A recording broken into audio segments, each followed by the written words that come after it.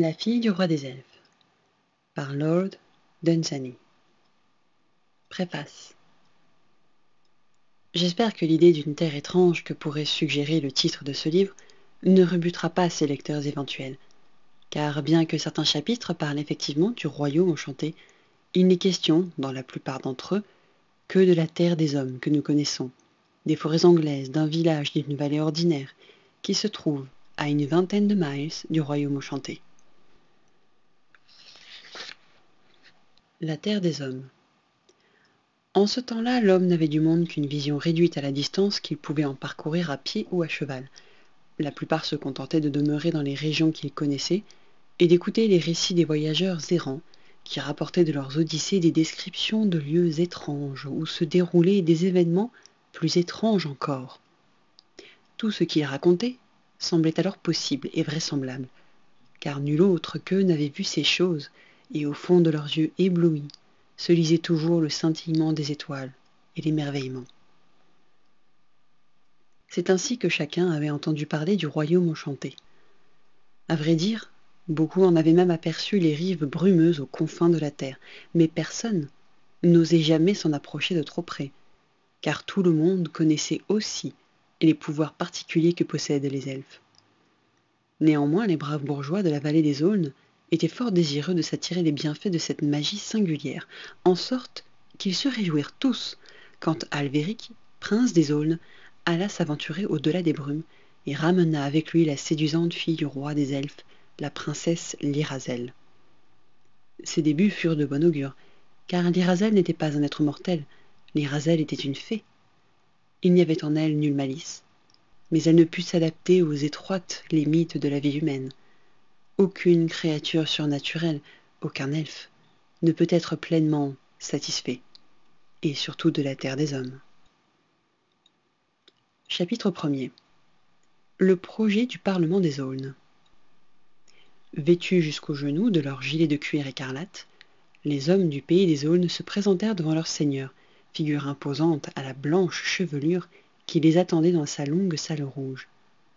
Du fond de son fauteuil sculpté, il s'inclina vers eux et écouta leur porte-parole. Et ainsi parla celui-ci. Depuis 700 ans, les chefs de ta famille nous ont bien gouvernés, et les moindres ménestrels se souviennent de leurs hauts faits et les font revivre dans leurs ritournelles. Pourtant, les générations se succèdent et il n'arrive rien de nouveau. Que voulez-vous ? Demanda le seigneur. Nous voulons être gouvernés par un prince enchanté, répondirent-ils. Qu'il en soit ainsi, dit le seigneur. C'est la première fois depuis 500 ans que mon peuple parle par la voix de son parlement, et il en sera toujours selon sa volonté. Vous avez parlé, qu'il en soit ainsi. Il éleva alors la main et les bénit, et ils s'en furent. Ils s'en retournèrent à leurs anciens métiers, ajuster le fer aux sabots des chevaux, travailler le cuir, soigner les fleurs, pour voir aux rudes besoins de la terre. Ils retrouvèrent leur ancienne vie et l'attente d'un événement nouveau. Mais le vieux seigneur envoya un message à son fils aîné, le mandant de venir jusqu'à lui. Très vite, le jeune homme fut devant son père, toujours assis dans le même fauteuil sculpté dont il n'avait pas bougé, où le jour déclinant venu des hautes fenêtres éclairait son regard, usé par les ans, fixé par-delà le présent vers l'avenir lointain. Et c'est là qu'il donna son commandement à son fils. « Va, lui dit-il, va avant que mes jours s'achèvent, et c'est pourquoi il te faut faire vite. Tu partiras vers l'est, et tu traverseras toutes les terres des hommes jusqu'au moment où tu découvriras des contrées appartenant clairement au domaine des fées. Passe alors leur frontière, qui est de crépuscule, et tu arriveras au palais dont parle la légende. »« C'est loin d'ici, dit le jeune Alvéric. »« Oui, c'est loin. »« Et ce sera encore plus loin pour revenir, reprit le jeune homme, car là-bas les distances ne sont pas comme ici. »« En effet, dit son père. »« Que m'ordonnes-tu de faire une fois arrivé jusqu'à ce palais ? Demanda le fils. Et son père lui répondit. Épouse la fille du roi des elfes. Le jeune homme songea alors à cette beauté, à cette douceur, à cette couronne de glace que de tout temps les poètes fabuleux avaient décrite. À la prime aurore et au crépuscule, on pouvait entendre sur les collines sauvages, où croisent de minuscules baies, des chansons la célébrant. Mais si l'on cherchait le chanteur, on ne trouvait personne. Quelquefois, seul son nom était doucement répété encore et encore, et son nom était Lyrazel. C'était une princesse de lignage surnaturel. Les dieux avaient envoyé leurs ombres à son baptême. Les fées auraient bien voulu venir aussi, mais effrayées de voir les longues ombres mouvantes des dieux, sur leurs prairies humides de rosée, elles se firent par terre de pâles anémones roses et, de loin, bénirent l'Irazel. « Mon peuple réclame un prince surnaturel, dit le vieux seigneur. Son choix est absurde et seuls les esprits des ténèbres qui ne montrent pas leur visage savent ce qui en résultera. Mais nous, qui ne savons pas, suivons l'ancien usage et faisons ce qu'a dit le parlement du peuple. Peut-être quelque esprit de sagesse inconnu d'eux parviendra-t-il encore à les sauver. Ainsi va, le visage tourné vers la lumière qui sourd du pays des fées et éclaire vaguement le crépuscule à l'heure où le soleil se couche et où naissent les premières étoiles. C'est elle qui te guidera jusqu'au jour où tu auras atteint la frontière et quitté les terres reconnues. » Il défit alors sa courroie et sa ceinture de cuir, et donna à son fils son immense épée en lui disant « Celle qui a protégé notre famille à travers les siècles jusqu'à ce jour te gardera sûrement tout au long de ton voyage, même si tu t'aventures au-delà des terres des hommes. » Et le jeune homme se saisit de l'épée, bien qu'il sût n'avoir aucune aide à attendre d'une telle arme. Non loin du château des Aulnes, sur la hauteur près du Tonnerre, vivait une sorcière solitaire qui, l'été, avait coutume de parcourir les collines. Elle vivait là, seule, dans une étroite cabane de chauve, et courait les hauts pâturages pour y glaner les flèches de la foudre, de ces flèches que nulle forge mortelle ne façonna jamais, naissaient grâce aux incantations appropriées des armes capables de parer aux dangers surnaturels. Seule encore, on la voyait rôder certains jours de printemps, sous la forme d'une jeune fille resplendissante de beauté, chantant parmi les hautes fleurs des jardins du pays des Aulnes. Elle arrivait à l'heure où les papillons de nuit commencent à voleter de calice en calice. Le fils du roi des Aulnes était du petit nombre de ceux qui avaient pu la voir. Et bien que ce fût un grand malheur que d'éprouver de l'amour pour elle, bien que cela détournât les pensées des hommes de tout ce qui est vrai, pourtant la beauté de cette apparition, faite d'illusions, le plongea dans une contemplation émerveillée, et il la dévora d'un regard empli d'un désir juvénile, si bien que fût-elle émue de pitié, ou saisie de vanité, elle qui connaît par cœur le cœur des mortels, elle épargna celui que son art aurait bien pu anéantir, et à l'instant même, au cœur de ce jardin, elle se transforma et lui montra sa forme exacte de sorcière mortellement dangereuse. Mais même alors ses regards ne se détournèrent point, et en ces quelques instants où ses yeux contemplèrent la silhouette desséchée, dressée près des passeroses, il obtint de la sorcière ce qu'aucun sortilège connu des âmes chrétiennes ne peut acheter ni gagner, sa reconnaissance. Alors sur un signe d'elle, il la suivit, et là, sur la colline où roule le tonnerre, elle lui enseigna que le jour où il en aurait besoin, une épée pouvait être faite d'un métal étranger à la terre et qui possédait des pouvoirs enchantés, à coup sûr, capable d'écarter d'un souffle toute estocade ordinaire et de tenir en échec les armes du pays des elfes, exception faite de 3 maîtres sortilèges. C'est ainsi qu'en prenant l'épée de son père, le jeune homme pensa à la sorcière. L'ombre avait à peine envahi la vallée quand il quitta le château des Aulnes, et il escalada si vite la colline de la sorcière qu'une faible lueur éclairait encore les crêtes quand il atteignit la cabane de celle qu'il cherchait. Il la trouva en train de faire calciner des ossements sur son feu.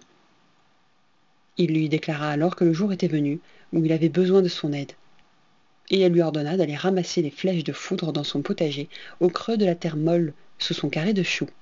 Là, dans le crépuscule grandissant de minute en minute, et tandis que ses doigts s'accoutumaient peu à peu aux étranges contours des flèches, il en trouva 17, avant que l'obscurité fût totale.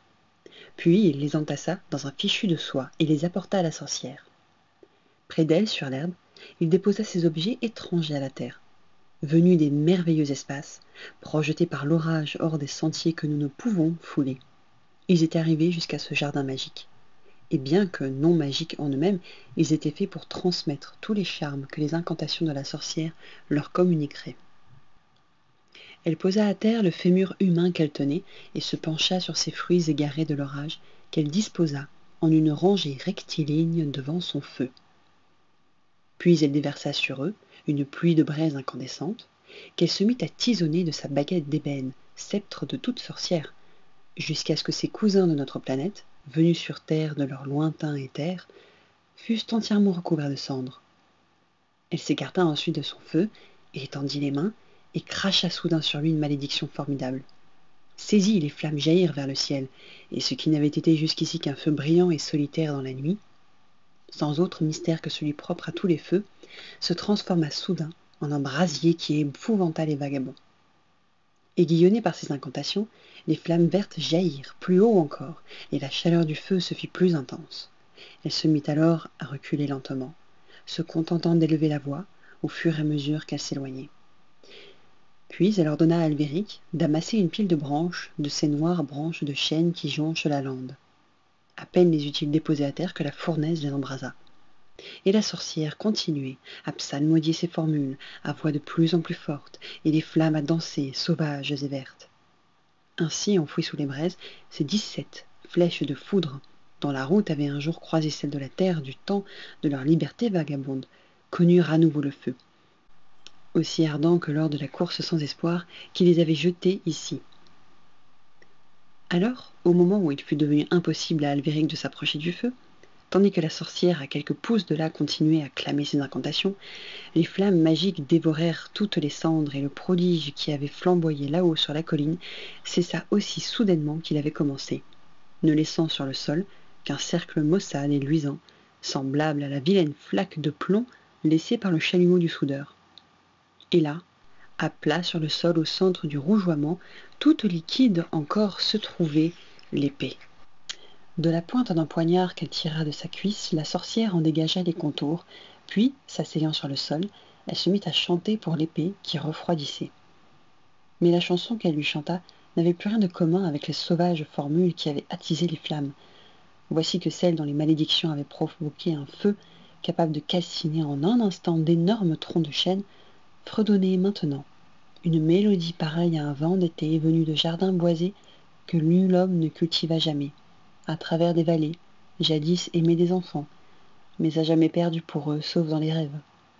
C'était un chant, fait de ces souvenirs cachés et tapis aux confins de la mémoire, qui tantôt jaillissent du temps béni, ou passent comme l'éclair quelque instant doré, et tantôt échappent, furtifs, à la souvenance pour rejoindre les ombres de l'oubli, laissant dans nos âmes ces infimes traces de pas impalpables et brillants que, lorsque nous les percevons vaguement, nous appelons regret. Elle chanta les midis de l'été tardif, au temps des campagnols.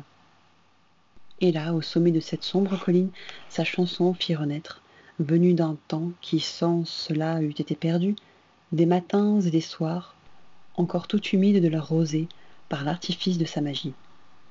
À tel point qu'Albéric, à la vue de minuscules papillons de nuit attirés par la lumière du feu, se demanda si chacun d'eux n'était pas le fantôme de quelques jours perdus pour l'homme en des temps plus heureux et ressuscités ici par le pouvoir de ce chant. Pendant ce temps, le métal surnaturel durcissait, le liquide argenté se solidifia et devint rouge, puis le rougeoiement à son tour s'éteignit. En se solidifiant, l'épée s'amincit, d'infimes particules s'assemblèrent, les petites crevasses se refermèrent, et en se refermant, elles absorbèrent de l'air, et avec l'air le charme de la sorcière à jamais scellé désormais. Et c'est ainsi que cette épée devint magique. Il n'y a dans les forêts anglaises, entre l'époque des anémones et celle de la chute des feuilles, guère de sortilèges que cette épée ne recela. Et de même au long des versants ensoleillés, où seuls errent les troupeaux et les tranquilles bergers, elle possédait le parfum du thym et la couleur du lilas, le cœur des oiseaux qui chantent avant l'aurore d'avril, la splendeur profonde et fière des rhododendrons, la souplesse et le rire des sources et mille brassées d'aubépines. Ainsi arriva-t-il que, devenue noire, l'épée fut entièrement enchantée. Personne ne pourra tout vous dire sur cette épée, car ceux qui connaissent les sentiers de l'espace, sur lesquels flottèrent jadis les flèches dont elle fut faite, jusqu'à ce que la Terre les happe l'une après l'autre à l'instant où elle croisait son orbite, ceux-là n'ont guère de temps à perdre en futilités, telles que la magie, et c'est pourquoi ils ne peuvent vous dire comment elle fut forgée. Quant à ceux qui savent d'où naît la poésie, et le besoin de chanter propre à tout homme, ou qui ont quelque connaissance de l'une des 50 branches de la magie, ceux-là ont peu de temps à perdre avec la science, et ne peuvent donc vous dire d'où vient le métal dont elle fut faite. Contentons-nous de ce qu'elle eût été jadis au-delà de notre terre, et se trouva maintenant parmi nos montagnes terrestres, qu'elle n'eût été naguère qu'une pierre parmi d'autres, et qu'elle contint désormais quelque chose comme une douce musique.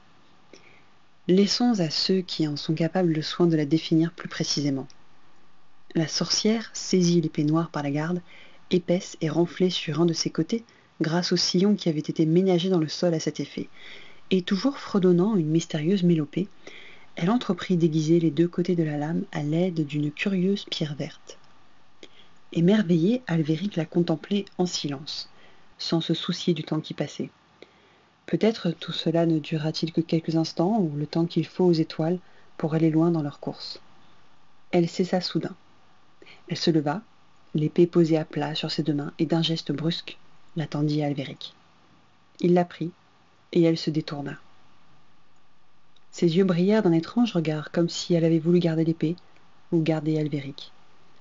Mais quand celui-ci voulut exprimer sa gratitude, elle avait disparu. Il tambourina à la porte de la sombre demeure, parcourut la lande désolée en appelant « Sorcière, sorcière !» au point que dans les fermes isolées, les enfants qui l'entendirent en furent terrifiés. Alors il se retourna chez lui, et ce fut mieux ainsi.